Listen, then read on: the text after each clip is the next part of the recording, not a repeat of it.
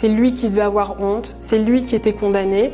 C'est-à-dire qu'aujourd'hui, s'il arrive en France, en fait, il ira en prison. Et je pense que là où j'ai le plus de traumatisme, c'est justement dans ma relation avec ma fille. Je lui dis qu'il faut absolument toujours qu'elle me fasse confiance, parce que ça aussi, c'est important pour moi. Et c'est aussi dur parce que j'ai tellement peur qu'il lui arrive quelque chose. Tellement. Et cette psy qui m'a suivie pendant 2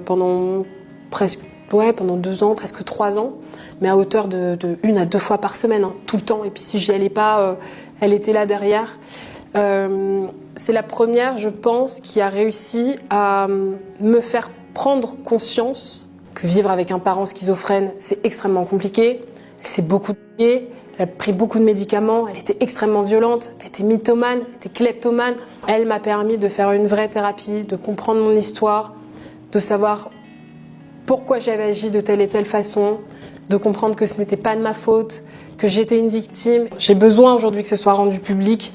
J'ai besoin aujourd'hui, j'ai envie de rencontrer des jeunes par exemple qui sont placés et de leur donner une force, j'ai envie de leur donner une niaque et de leur dire mais en fait, voilà, des choses compliquées, c'est injuste, c'est pas juste quand on vit des choses comme ça, c'est pas juste.